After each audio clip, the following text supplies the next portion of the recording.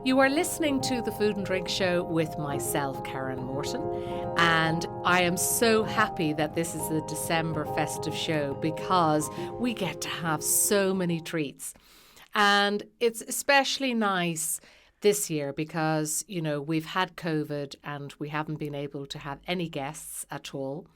And I'm now in a special purpose-built studio that is allowing social distancing. And we've been able to set up a green room so that food producers can meet and mingle in a safe distance and share produce. So we've had Louise Oliver from Seven Cellars introducing us to some wonderful drinks for Christmas.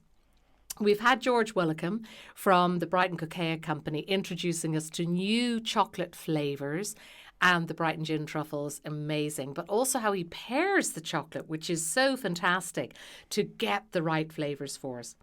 Now, I thought it would be nice to introduce you to some cheese varieties. We're doing it continental style, where we've had the sweet things first, and now we're going on to the cheese. And I really had to have the cheese man in the studio.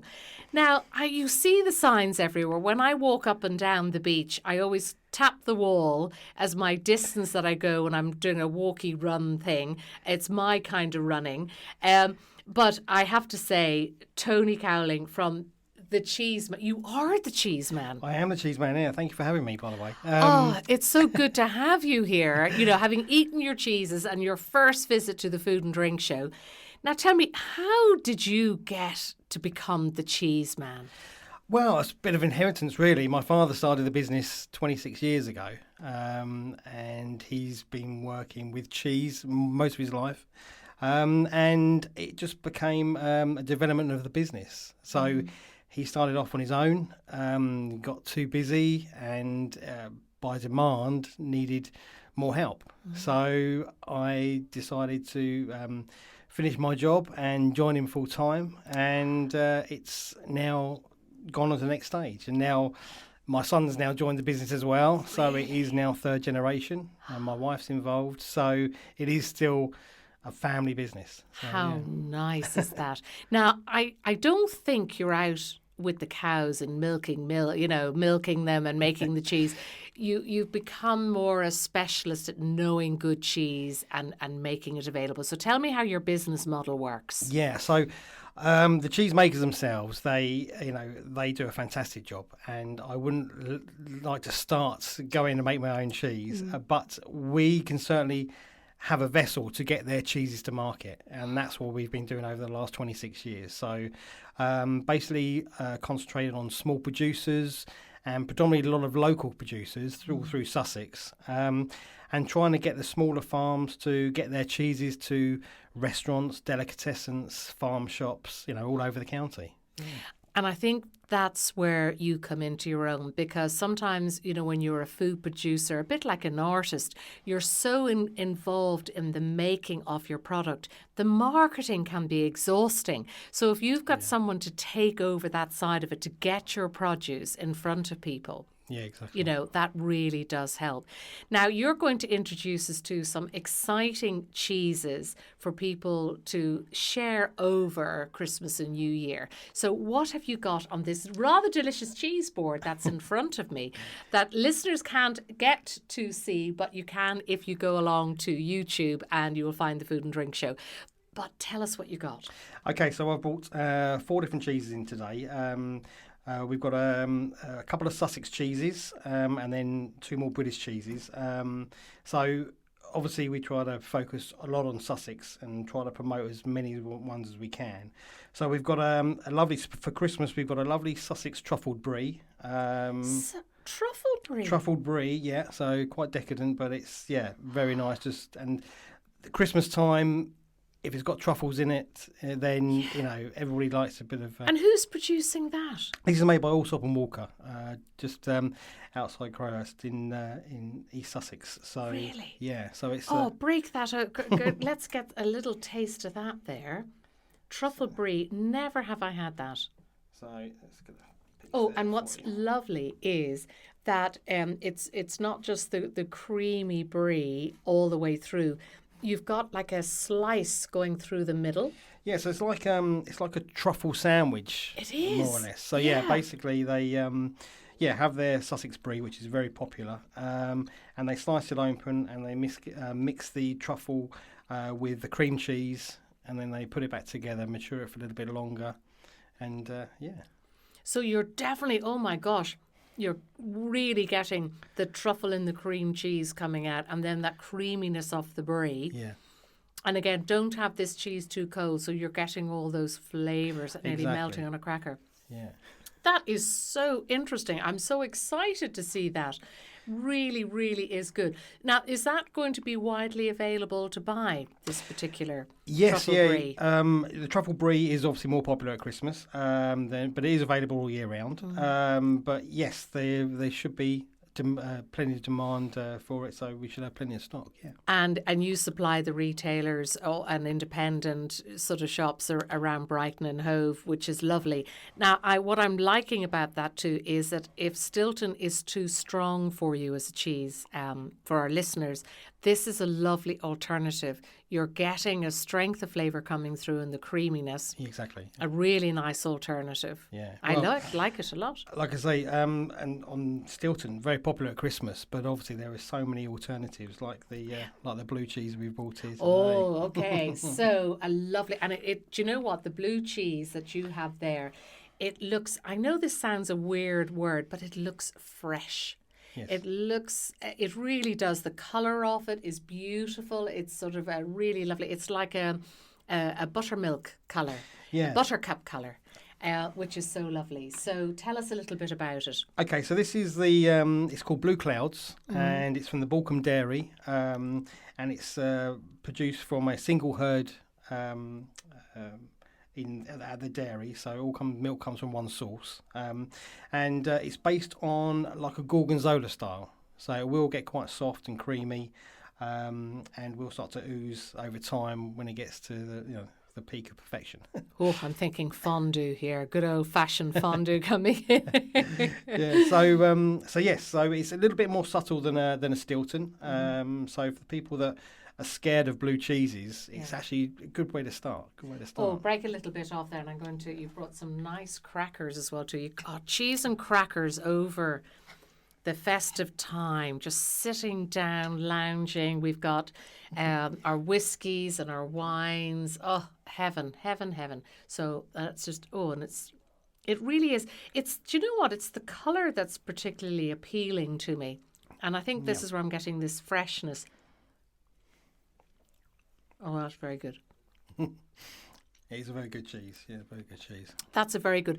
Now, tell me a little bit about temperature with this, because I think this is the other thing. We all keep our cheeses in the fridge just because, well, maybe sometimes it's because we've nowhere else to store things. Yeah. We don't have the outhouses that big houses would have had in the past. So what's your advice on that? Well, with cheese, obviously with the environmental health these days, you've got to keep all foods chilled. But with cheese, it has to be served at room temperature, because that's when all the flavours come out.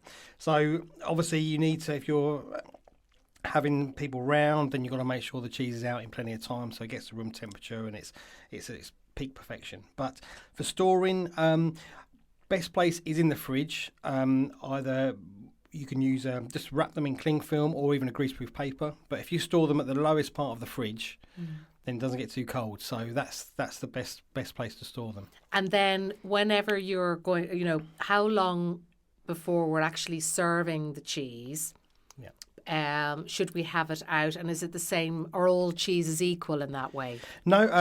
Normally you'd find the harder cheeses need to stay out a little bit longer because you need to get the core temperature back up to room temperature, and the softer cheeses a little bit less. So yeah, it could be a couple of hours, or an hour, depending on the cheese. Yeah.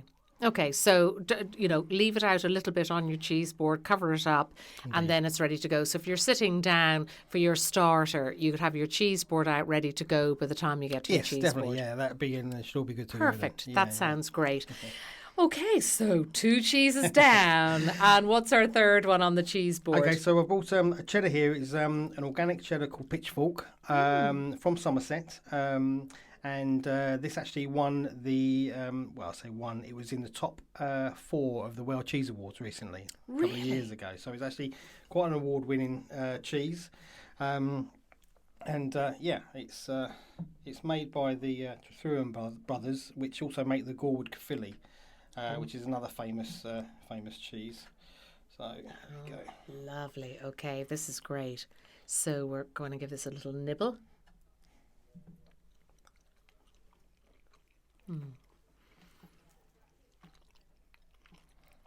There's nearly like a nutty aftertaste with the cheese, which is very lovely. How is that? I think a lot of the, because this is a traditionally made cheddar, so it comes in the big rounds, sort of 30 kilo, 27 kilo round cheddars, and it has the cloth wrapper around it as well. So it is traditionally made. A lot of people who go to the supermarkets now are so used to having a block of cheddar, but they don't realise that normally all the traditional ones were made in circle truckles, and I think it's the way the cheeses are aged brings the different profiles of the cheeses coming through. So you get the nuttiness in some of them. Tell me the name of this again, because now you've kind of spoilt me for my bargain bag of cheddar in the fridge in the supermarket. This is divine. This is called Pitchfork. Oh, so good. Yeah, it is a very good cheddar. Yeah, and I'd say traditionally made, like you say, it was 4th in the World Cheese Awards a couple of years ago. Well, I can see that. It is award winning. It's delicious. So delicious. Okay, so we have a 4th cheese here. Now this one is looking a bit like when I've stayed in the bath too long. It and is your a little skin bit wrinkly. gets all crinkly and Exactly. wrinkly, isn't it? Yeah, indeed. Don't be put off, listeners. Well, this is a goat's cheese from Oxfordshire, and it's called a Cinedon Hill, and it has won some awards as well. But it has got quite a unique look on the outside. It's the yeasts on the outside of the cheese that mature, and it makes it look all wrinkly. But the inside, if I come up, the inside will be a lot fresher and whiter.